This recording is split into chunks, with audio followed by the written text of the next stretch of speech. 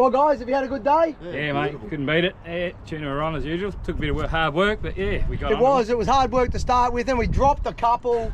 Oh my God, we're struggling there, couldn't get a bite, then we kept dropping them. And you're a few king brand down now. But yeah, lost a couple of lures, but we ended up with 4 from 7 hookups. Yeah, all good. Not bad, guys.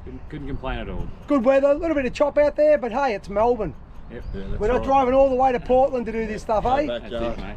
But now, guys, thanks for coming. Much Welcome appreciated, aboard anytime, mate. Thanks, Pete. Really great day, mate. No worries. Now, let's have a look at the fish we got, eh? Those are the ones we kept. As you can see, they're bled, they're gutted, looked after. That's it, innit, boys? We look after the fish. That's it, mate. Best No way good keeping them if you're not going to look after them. Yeah, good quality fish. Look after them. All right, let's give these fish a clean. Thanks, guys. Say a sharp knife is a safe knife, and when you get back to the ramp after having a great day's fishing, you caught a great catch of fish for the day, you certainly want to make sure those knives have got a good edge. Now, I'm by far an expert from sharpening knives, but something I taught myself during the lockdowns that Melbourne had in COVID is how to sharpen a knife. I'm going to give you a quick run through, guys, of what I do. This is my knife collection. I've got about 6 or 7 really good quality knives there and a good quality steel. And I'm going to show you how I sharpen these knives, guys. So stay tuned. Hopefully this clip helps you guys put a better edge on your knife and be safe. Well, guys, just a quick run through on the equipment I use. Firstly, I've got a good quality stone here. That is a wet stone. It is a 1000 and a 6000 grit. The 1000 will put the edge on the knife. The 6000 will polish it up. That's going to be soaking in some water. I've got some water here with a little bit of detergent in it, just to keep it nice and lubricated. So that can soak in the water for a while. The other things that are important, obviously, is a good quality diamond stone, but I don't use that so much these days. This is a really great product I picked up a while ago. It's made by FDIC. They call it a quick steel. You'll see a lot of professionals use that, where literally at the end, you can just run your knife through it like that, and that'll fix up the edges on your knife, take off any burrs, and just get it back to being a razor sharp. So there's a couple of main things that I'll be using today. Another thing too I do use from time to time, if you've got a knife that's got no edge on it or it's really damaged and you've really got to get aggressive and get an edge back on that, you can either use a bench grinder or a belt sander. I haven't got either of those two things, but I got this. It's called a power file, a little Ryobi power file. That is just basically a spinning belt.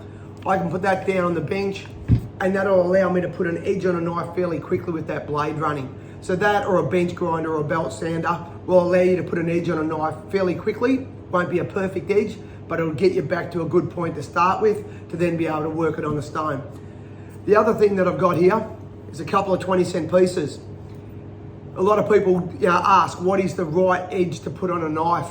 Now, once again, I'm no expert, but one thing I picked up from watching a lot of YouTube clips is that a 20-cent piece is about the right thickness to guide your blade until you get muscle memory in your arm. Once you've done a few knives, you will get what we call muscle memory, where your hand will just go back to that exact angle that you've put on the blade.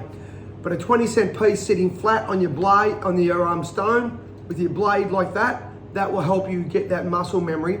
So a couple of 20-cent pieces, guys, just to get your muscle memory built up to keep that edge at the right angle. Well, guys, I got my stone. I said that's the 1000 side to start with. It's been soaking in some soapy water, so it is nice and lubricated. Got a Kershaw knife here. Just going to give it a touch up. What I'm going to do, I said the 20-cent piece will help you get that muscle memory, but I've got that pretty much sorted. So I'm starting here, hands sitting on the blade nice and firmly, but not over tight, and just a full sweep.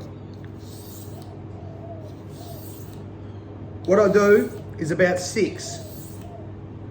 Do that about 6 times, turn it over, do the other side 6 times. Obviously it depends how much work the knife's going to need as to how much you're going to do that. So you're just working the whole length of the blade.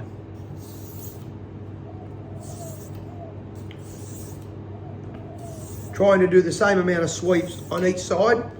Give that a wipe on a rag there. Yeah, that's getting a bit of an edge on it. That's actually getting quite sharp. What I'll do, just the old paper test this to see how I'm traveling. This will take the edge off the knife a little bit as well, but it will touch it up. And you can see that goes through that paper quite easily. That is a sharp knife. That is a safe knife. That will go through my fish very easily. So I just give it a couple more touch-ups.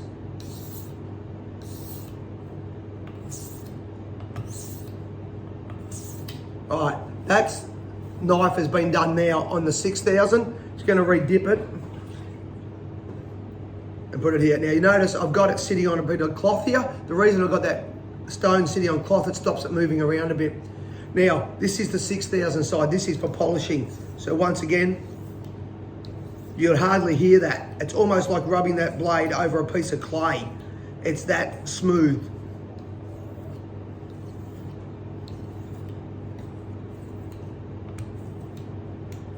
All right, that's just polished that edge up a bit. And the final step for me, I use it through the quick stone. Just drag it through 3 or 4 times. The other thing, obviously, if you've got a good quality diamond stone, and it's not hard. People think that you're putting a lot of pressure on it. It is literally just touching that edge of the blade up. Once again, take the edge off my knife a little bit, but